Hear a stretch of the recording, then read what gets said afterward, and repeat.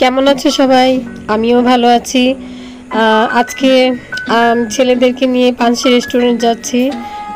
সুন্দর একটা পরিবেশ, বাইরে গুড়ি গুড়ি বৃষ্টি হচ্ছে। সুন্দর একটা পরিবেশ। তোমরা চলো আমার সাথে পানসি রেস্টুরেন্টে। আজকে আমি তোমাদের সাথে ফুড রিভিউ দেওয়ার জন্য এসেছি। এটাকে ব্লগ বলবো না, ফুড রিভিউ দিব। পানসির খাবার অনেক স্বাদ। আমরা যাচ্ছি, এখন আমরা বাটা বাজারের কাছে আছি, নমিতা ফার্মেসির সামনে আছি। এই রাস্তাগুলো খুবই পরিচিত। মাতৃদই এখানে আমি প্রায় খেতে আসি। তো চলো, একটু জ্যামে পড়ে গেলাম।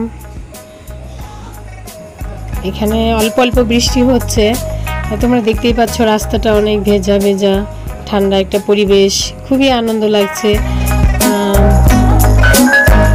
চলো আমরা আবার চলে যাই, জ্যাম ছেড়ে দিয়েছে। আমরা এখন আস্তে আস্তে চলে যাচ্ছি পানসিতে।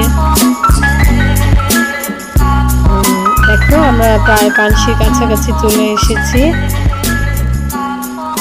হ্যাঁ, তো আমরা চলে যাব পানসি।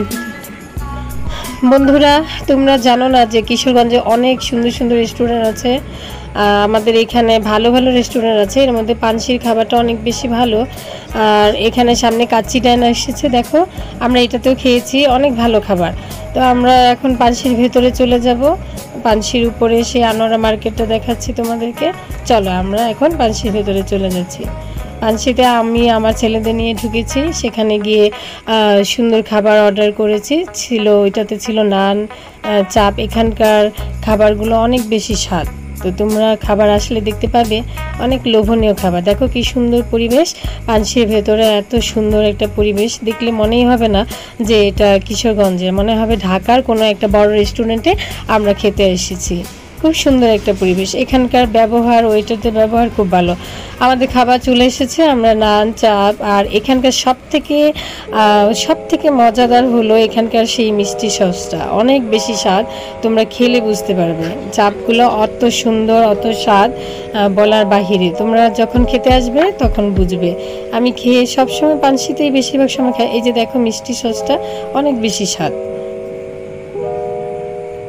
আমি 2টা নান খেয়েছি, মনে হয়েছিল আরেকটা খেতে পারবো, অনেক বেশি ভালো হয়েছে খাবারটা। এখন আমরা কফি খাবো।